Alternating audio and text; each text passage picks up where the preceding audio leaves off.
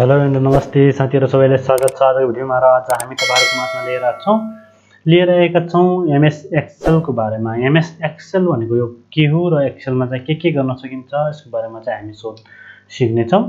र सबैभन्दा पहिले हामी एमएस एक्सेल भनेको एउटा सफ्टवेयर हो जसमा चाहिँ हामीले हिसाब किताबहरु राख्नको लागि प्रयोग हुन्छ र यसमा चाहिँ विभिन्न पार्ट्सहरु हुन्छन् र यसमा चाहिँ हामीले कसरी हिसाब राख्न सकिन्छ यसको बारेमा पनि हामी थाहा पाउने छौं। र ढिला नगरिकन तपाईहरुले पनि लाइक सब्स्क्राइब गरिदिनु होला। म पनि कोर्स अगाडि बढाउने तयारी गर्दै छु। र सबैभन्दा पहिले चाहिँ हामीले एमएस एक्सेल खोल्ने कसरी भन्ने होला। जुनसुकै कम्प्युटरमा नि तपाईले स्टार्ट बटनमा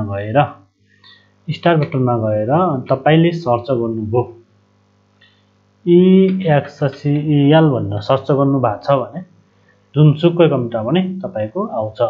र तपाईको 2007 को छ, 2016 को छ, कतिको छ हैन, त्यो अनुसार चाहिँ तपाईले यहाँ पाउन सक्नुहुन्छ है साथीहरु। र त्यसपछि हामीले खोलिसकेपछि यसरी देखिन्छ र यसमा चाहिँ अहिले ब्ल्याक एन्ड कलर भएकोले मैले थीममा कलर चाहिँ ब्ल्याक राखेको हुँदाखेरि चाहिँ यहाँ पनि ब्ल्याक आएको छ, कालो आएको छ। र जस्तो सुकै आए पनि हामीलाई केही फरक पर्दैन है साथीहरु। अब हिसाब गर्दाखेरि चाहिँ उ त हुने हैन भन्ने चाहिँ नसोच्नु होला हैन साथीहरु। र अब यसमा चाहिँ सबैभन्दा पहिले नामहरु थाहा पाउनु पर्ने हो साथीहरु। यसको नाम चाहिँ हाम्रो क्विक एक्सेस टुलबार भन्छन् है साथीहरु। यसलाई के भन्छन्? क्विक एक्सेस टुलबार भन्छन् यसलाई। अब यो चाहिँ अफिस बटन, यो चाहिँ हो अफिस बटन हाम्रो। र त्यसपछि यो चाहिँ यहाँदेखि यहाँसम्म तपाईको रिबन ट्याब अथवा हो मेनु पनि भन्छन्, यसलाई रिबन ट्याब भन्छन् है। अनि यो चाहिँ टाइटल बार हो र यसमा चाहिँ हाम्रो मिनिमाइज हो, म्याक्सिमाइज, रिस्टोर डाउन, यसको नाम दुईटा हुन्छ साथीहरु। अनि यो चाहिँ हाम्रो क्लोज हो। यो चाहिँ अब मेसेज बक्स दिएको छ। यो 2019 को हुँदाखेरि चाहिँ यसमा चाहिँ कम्बाइन, जस्तै तपाईको यसमा मैले क्लिक गर्ने हो भनेपछि हाइड अनहाइड गर्न मिल्छ है साथीहरु। सबै हाइड गर्न नि मिल्छ। अब हाइड शो ट्याबहरु देखाउन मिल्छ। र यसमा चाहिँ शो ट्याब कमान्ड भन्ने दिएको छ। यी कमान्डहरु पनि हामीले देखाउन मिल्ने एउटा अप्सन 2019 को मा 16 को मा एउटा एक्सेलमा चाहिँ दिएको छ है साथीहरु। र हजुरहरुले चाहिँ कुन चलाइराख्नु भएको छ कमेन्ट गरेर भन्नु होला साथीहरु। र यसमा चाहिँ हाम्रो अब आउँछ यो चाहिँ नेम बक्स। अनि यहाँदेखि यहाँसम्म सबैलाई भन्छ हामी रिबन।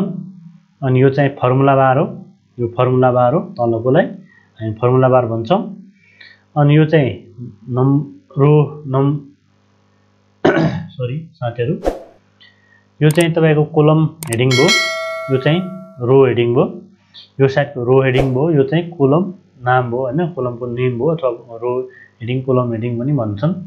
जस्तै अब यिनीहरुलाई चाहिँ हटाउनको लागि चाहिँ भ्यूमा क्लिक गर्नुभयो। भ्यूमा क्लिक गर्नुभयो भनेपछि तपाईले यहाँ देख्न सक्नुहुन्छ फर्मुला बार लुकेको छ, हेडिङहरु पनि लुक्छ यसरी। र ग्रेडिङ लाइन पनि हट्छ र हाम्रो ओड जस्तै हुन्छ। तर यो ओड होइन नि, फेरि यहाँ बक्सहरु चाहिँ हुन्छ है साथीहरु, नदेखिए पनि हुन्छ। अब यसमा चाहिँ हामीले टिक लगायो भने ग्रेडिङ लाइनहरु आउँछ, हेडिङहरु माथिको हेडिङहरु आउँछ, यो रो हेडिङ कोलम हेडिङहरु आउँछ भने यसमा चाहिँ हाम्रो फर्मुला बार पनि आउँछ। अनि यो ठाडोलाई हामी कोलम भन्छौं, त्यसलाई चाहिँ हामी के भन्छौं? रो भन्छ है साथीहरु। अनि यो चाहिँ सेल हो, यो कोठा छ नि, यो कोठालाई सेल भन्छ है साथीहरु। त्यसै गरेर यहाँनिर दिएको छ हाम्रो स्कलर बार। यो तलमाथि गर्ने, यसरी तलमाथि गर्नको लागि स्कलर बार। यसलाई चाहिँ हामीले भर्टिकल स्कलर बार भन्छौं, यसलाई चाहिँ होरिजन्टल स्कलर बार भन्छौं।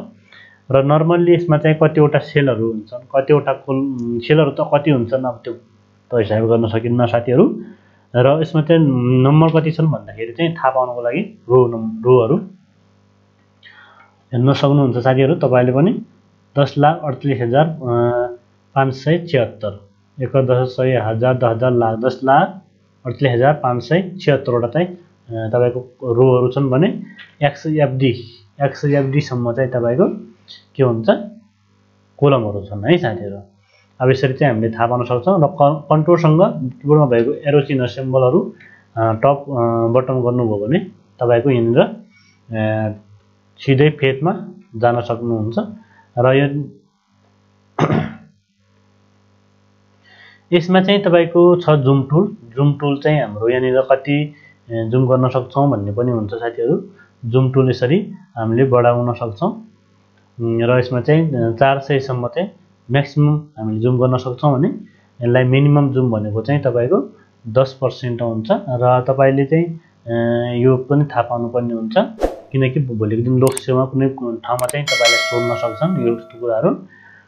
अनि यो चाहिँ एक्सेल भ्यू भन्छन्, ओर्को बुक भ्यू भन्छन्। ओर्को बुक भनेको योलाई भन्छ। अब यसलाई चाहिँ हामीले यसरी हेर्दाखेरि चाहिँ अब यस्तो डिजाइनमा देखिन्छ पेज लेआउट अनि यो चाहिँ हाम्रो पेज ब्रेक अपमा चाहिँ यसरी देखिन्छ। त्यही भएर चाहिँ नर्मलमा चाहिँ यसरी राखिएको हुन्छ है साथीहरु। अनि यहाँनिर चाहिँ तपाईको यो भनेको चाहिँ हाम्रो सिटहरु, सिट भनेको ओर्डमा चाहिँ हामीले पेज भन्थ्यौ, यसमा चाहिँ हाम्रो सिट भन्छन्। प्रत्येक सिटहरुमा चाहिँ फरक कामहरु तपाईले यहाँ गर्न सक्नुहुन्छ र एउटै सिटमा पनि धेरै कामहरु गर्न सक्नुहुन्छ, नगर्न सक्ने चाहिँ हैन। तर चाहिँ सजिलो हुन्छ तपाईलाई हेर्नको लागि।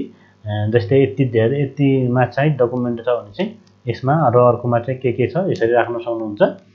र हजुरहरुले चाहिँ बेसिक कुराहरु थाहा पाउनुभयो र यिनीहरुको नामहरु थाहा पाउनु छ, हिसाब गर्नु बाँकी नै छ। हजुरहरुको लागि चाहिँ यो पार्ट 1, पार्ट 2, पार्ट 3 भनेर चाहिँ हामी एक्सेलको भिडियोहरु बनाउँछौं र एकदमै इम्पोर्टेन्ट पनि छ एक्सेल। किनकि कुनै जुनसुकै अफिसमा तपाईले जब अप्लाई गर्नुहुन्छ भने सबैभन्दा पहिले कोड एक्सेल आउँछ कि आउँदैन, बेसिक कम्प्युटर सिक्नु भएको छ कि छैन भनेर सोध्नुहुन्छ। उतिखेर चाहिँ तपाईले यो एक्सेल आउँछ भनेपछि मजाले तपाईले के गर्न सक्नुहुन्छ, यस आई एम रेडी, मलाई आउँछ भन्न सक्नुहुन्छ। र अब त्यसपछि यसमा चाहिँ हिसाब किताब गर्ने त्यो कुरा चाहिँ हामी सिक्ने छौं। अहिले चाहिँ म नर्मल्ली तपाईको माझमा 1 2 लेख्न सिकाइदिन्छु। 1 2 लेख्नको लागि चाहिँ तपाईले के गर्नुपर्ने हुन्छ, 1 लेख्नु होला, त्यसपछि 2 लेख्नु होला, इन्टर गर्नु होला, अनि यसमा चाहिँ 11 लेख्नु होला, यसमा चाहिँ 12 लेख्नु होला है साथीहरु। अब यति गरिसकेपछि सबैलाई सिलेक्ट गर्नु होला। सिलेक्ट गरिसकेपछि यो प्लस चिन्ह आइसकेपछि तलसम्म ड्र्याग गर्नु होला है साथीहरु। अब प्लस चिन्ह नआइकन चाहिँ तपाईले ड्र्याग गर्नुभयो भने हुँदैन। यसरी तपाईले ड्र्याग गर्नुभयो भने 10 सम्म आउँछ र यसमा चाहिँ हामीले 100 सम्म चाहिँ यसरी 1 2 एकैछिनमा ल्याउन सक्छौं है साथीहरु। अब हेर्नुस् त कति सजिलो हामीले अहिले ल्याइसके। 100 सम्म 1 2 चाहिँ हामीले एकैछिनमा बनाइसके भनेपछि हामीले 2 सेकेन्ड भित्र पनि हामी बनाउन सक्छौं। नत्र हामीलाई त्यो लेख्नको लागि धेरै समय लाग्छ। र त्यसै गरेर तपाईको दुना आउँछ होला नि हजुरहरुलाई, आउँदैन भन्ने सिक्नुस् है। 2 देखि 4 सम्म छ र यसमा चाहिँ टोटल्ली सिलेक्ट गरे यसरी सिलेक्ट गर्नुपर्ने हुन्छ र यसमा चाहिँ हामीले कति सम्म निकाल्ने हो त्यति सम्म चाहिँ तपाईले यहाँ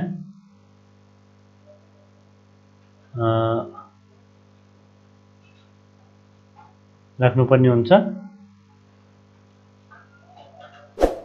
अब यसमा चाहिँ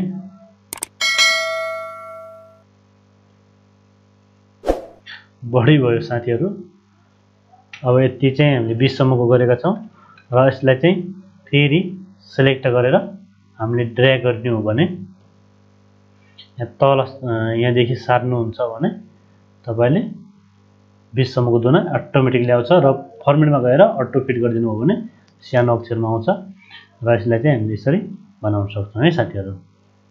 ल हेर्नुस् त अहिले हामीले यति धेरै दुना कति छोटो समयमा हामीले लेख्न सफल भए।